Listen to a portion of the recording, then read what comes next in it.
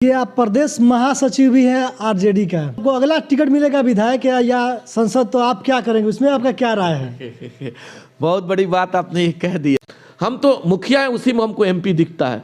हम मुखिया हैं तो उसी में अपने आप को हम एमएलए देखते हैं।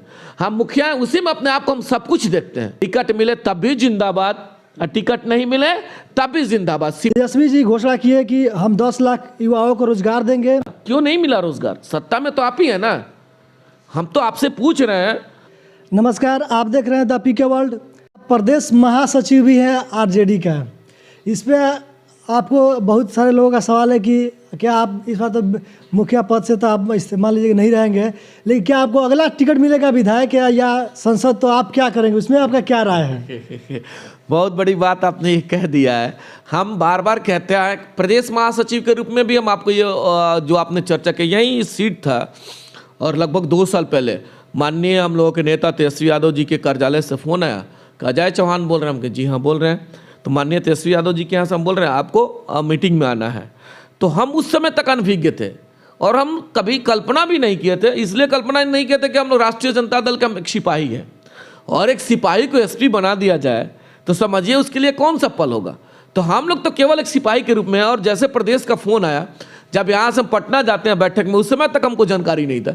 जब हमको चिट्ठी मिला कि आपको जनरल सेक्रेटरी प्रदेश महासचिव राष्ट्रीय जनता दल बिहार के रूप में यह जिम्मेवारी दी गई है, वह भी मेरे लिए समझिए कि एक थानेदार को एक एसपी का पद दे दिया जाए, तो हम लोग सिपाही को प्रदेश महासचिव के रूप में जिम्मेवारी मिला।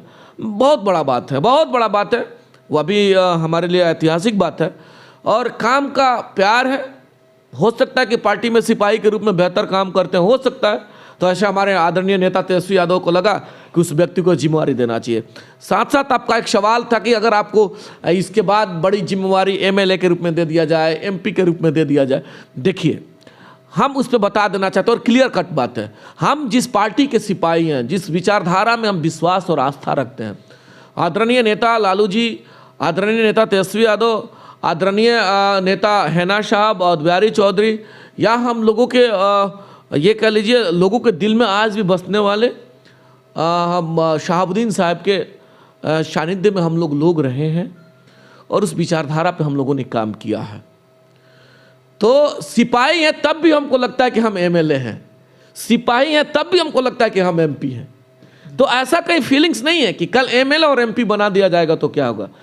हो सकता है कि माननीय नेता को लगा कि एमएलए का टिकट देंगे, एमएलए अगर मालिकों के प्यार से बनते हैं तो वही है, लोगों के दिल में बस करके ज़्यादा से ज़्यादा काम करने का प्रयास करेंगे। जो जिम्मेवारी मालिकों को मिलेगा इस कंधा पे, उस जिम्मेवारी का और मजबूती से निर्वहन करने का काम करेंगे। उन लोगों की आवाज़, एमएलए बनने का सीधा सीधा कंसेप्ट है कि क्षेत्र के आवाम के द्वारा वो आवाज़ दिया जाता है, जिस आवाज़ के बदौलत स्टेट के सबसे उच्च सदन में आप जा करके मालिकों के समस्या को वहाँ अपनी आवाज़ के बदौलत रखने का कार्य करेंगे और उनके समस्याओं का निराकरण कराने का काम करेंगे। मुख्य उसका ताकत यही होता है कि जो सम्मानित हमारे विधान परिषद और विधान सभा के जो सदस्य चुन के जाते हैं, लोगों का ताकत बन करके जाते हैं और आवाम को जो नीड है, जिन चीज़ों की ज़रूरत है, युवाओं को जिन चीज़ों की ज़रूरत है, हमारी माँ बहन, हमारे पिता चाचा चाची, जिन लोगों को जिन चीज़ की ज़रूरत है, जो चीज़ ज़रूरत है, उन सारी चीज़ों को सरकार के व्यवस्था के पटल पर ले जाके रखना उसकी जिम्मेवारी होती है और मजबूती से अपनी आवाज़ को विधानसभा या विधान परिषद में रखने का कार्य करने का जिम्मेवारी मिलता है। तो अगर मालिकों का वैसा प्यार मिलता है और नेता को ऐसा लगता है कि अजय चौहान को अगर जिम्मेवारी दिया जाएगा एज ए एमएलए के रूप में, अगर टिकट दे करके विधानसभा में भेजने का अगर कार्य करने से मजबूती राष्ट्रीय जनता दल को मिलेगा, आवाम को मजबूती मिलेगा, तो देखिएगा समय आएगा और समय आएगा तो हो सकता है कि मालिकों का प्यार मिले, तो हो सकता है उस सदन का हम लोग सदस्य हो जाए, हो सकता है। बशर्ते बहुत कोई उम्मीद और बहुत कोई आकांक्षा आदमी, हम जैसे लोग तो पाल के हम नहीं बैठे हैं। हम तो मुखिया हैं, उसी में हमको एमपी दिखता है। हम मुखिया हैं तो उसी में अपने आप को हम एमएलए देखते हैं। हम मुखिया हैं उसी में अपने आप को हम सब कुछ देखते हैं मालिकों का काम करने के लिए। तो बहुत कुछ लालच नहीं है कि कल जो मालिक एमएलए टिकट मिले तब भी जिंदाबाद, टिकट नहीं मिले तब भी जिंदाबाद। सिपाही के रूप में इस दल में और इस दल में काम करेंगे, बस यही हम तो हर वक्त यही सोचते हैं। क्योंकि अब आदमी धीरे धीरे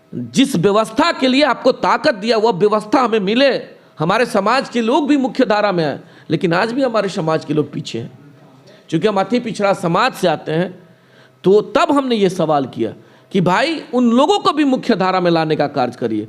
माननीय मुख्यमंत्री जी, आप केवल ताकत ले लेते हैं और भूल जाते हैं, ऐसा नहीं करना है।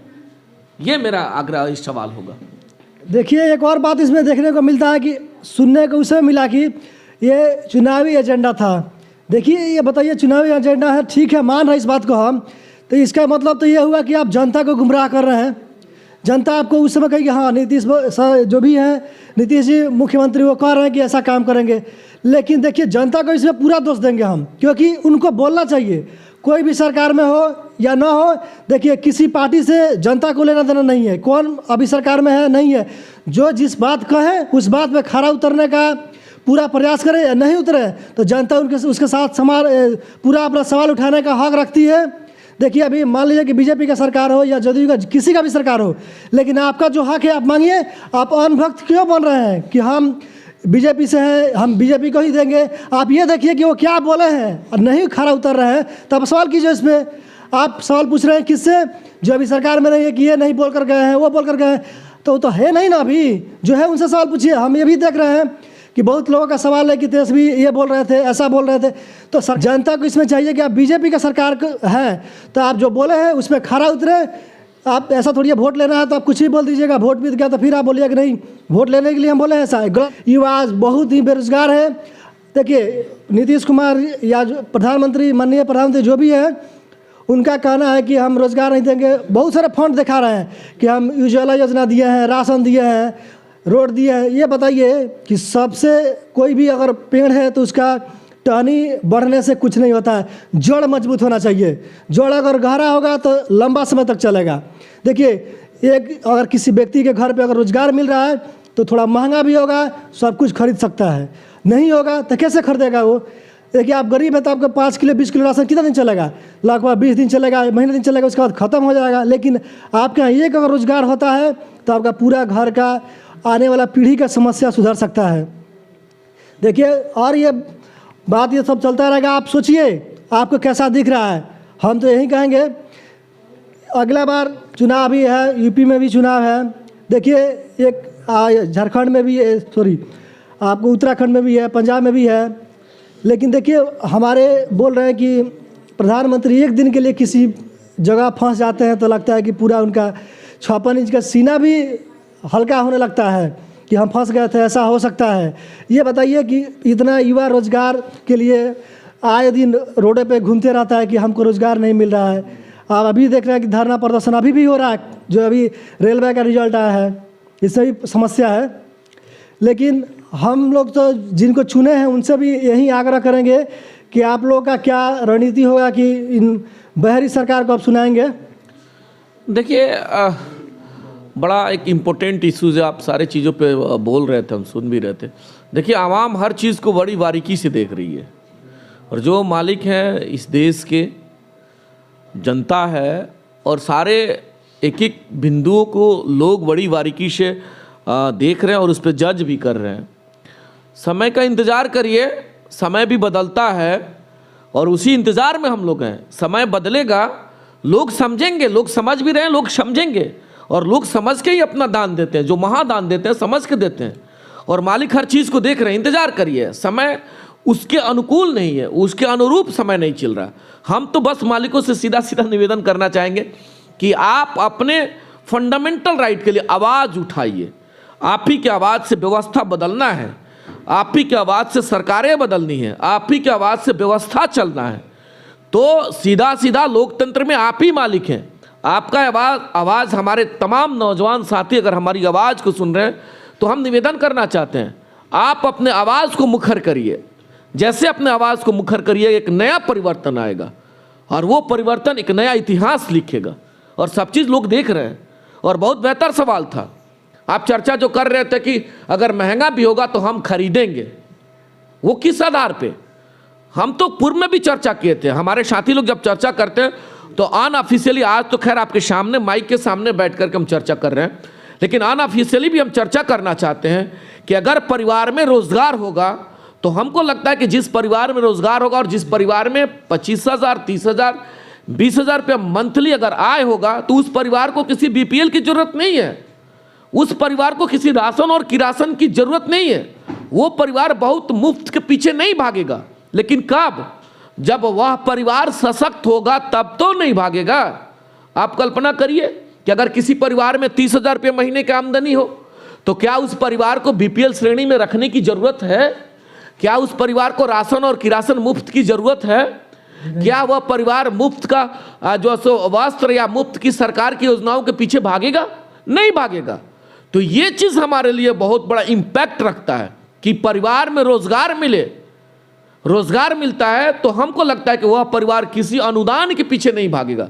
लेकिन जब हम परेशान रहेंगे, हमारे घर में आय का कोई स्रोत नहीं रहेगा, तो हम तो विवश रहेंगे, सरकार के अनुदान वाली सामग्रियों के पीछे भागने को विवश रहेंगे कि हमको मुफ्त का राशन मिले, हमको मुफ्त का किरासन मिले, हमको मुफ्त का जो है सो पेट्रोल मिले, हमको मुफ्त का डीजल मिले।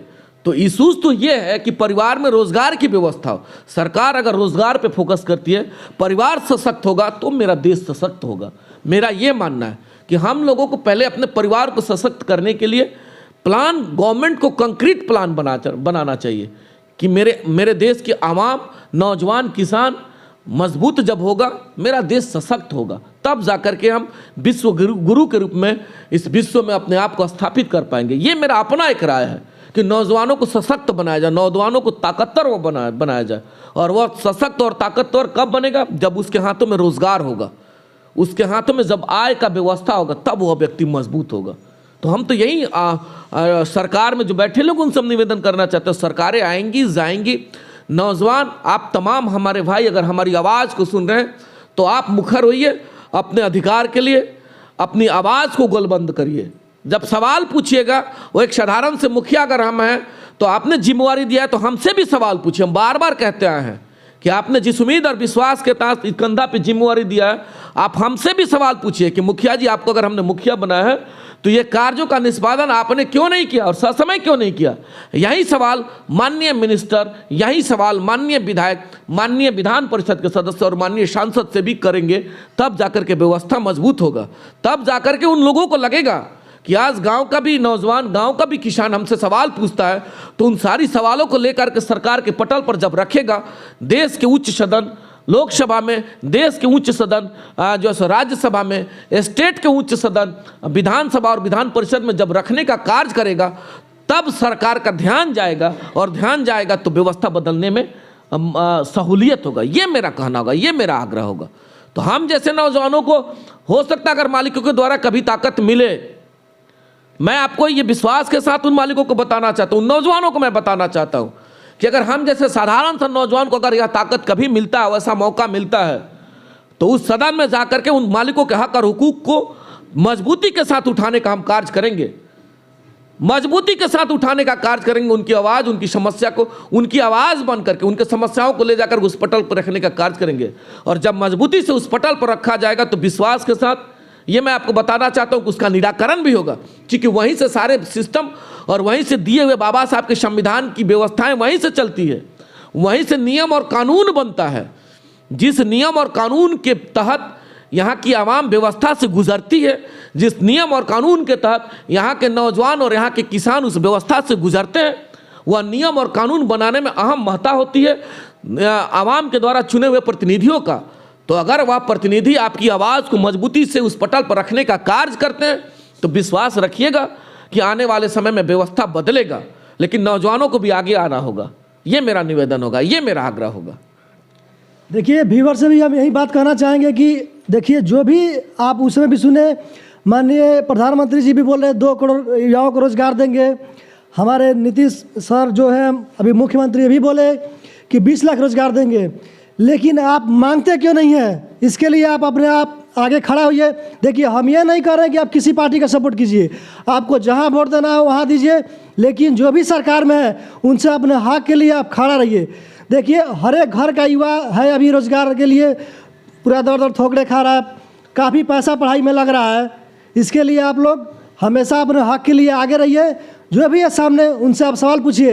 आपको लग रहा है कि हम इस पार्टी का समर्थन कर रहे हैं तो आप उसी पार्टी से बोलिए, जो भी सरकार में है उनसे बोलिए, लेकिन विपक्ष से सवाल करने का हक हम लोगों का नहीं है, तो अपने लिए करेंगे।